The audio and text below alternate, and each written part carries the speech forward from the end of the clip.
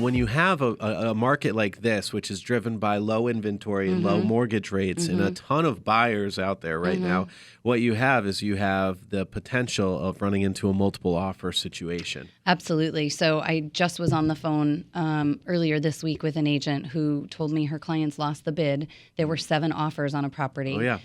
So this is already happening. It's something that we're counseling sellers about because this is still a very strong seller's market, Sure is. which does impact the way buyers are going to have to approach the offer situation to the extent that we have buyers who are looking to try to win the bid in a multiple offer situation. I mean, you usually know, right, as the agent, Amelia, when you're walking into an offer that is likely going to have multiple offer situations. Yes.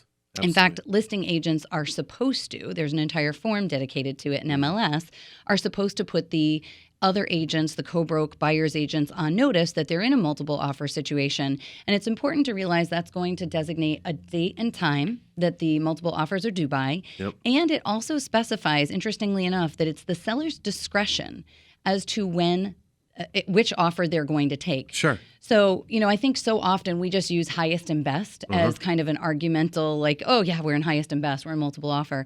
It doesn't have to be the highest, nor does it have to be the best. It's at the seller's discretion which offer they're going to take. But Melissa, let's talk about some of the legal implications when getting rid of some contingencies that are there to protect these buyers. Yeah, so I mean, that's the struggle, right? Is that the strategic move on behalf of a buyer and a buyer's agent is let's relax some of our contingencies. Maybe we remove the inspection contingency.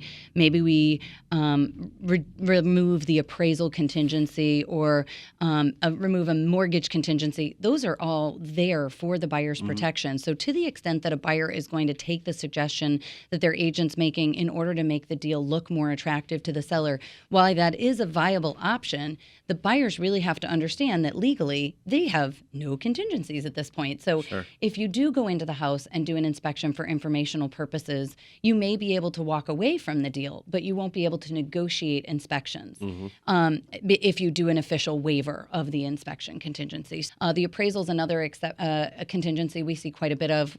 And in this case, that's basically saying if the property doesn't appraise, you're going to move forward and purchase no matter what. Yeah. Well, certainly you have that protection inherent in your mortgage commitment. Yeah. So that may be a place where you relax the standards so long as your lender is able to ensure that the appraisal will be completed by the date of the mortgage commitment. And if not, as long as the other parties are willing to give some sort of extension to the mortgage commitment, that's a standard that's a lot easier to relax. It makes the buyer more attractive to the seller, and it's going to still have some protections in place. Maybe trying to avoid a simultaneous sale. When you're selling a property and buying simultaneously, that's always going to make you a much riskier purchase in the seller's eyes because, of course, now what if your first deal falls through? Now they're back on the market. So there are some strategies that can be implemented in avoiding the need for a Hubbard or a sale of buyer's property as we talk about it. So that would be something, and I know there's all sorts of avenues that can be explored with those sellers so that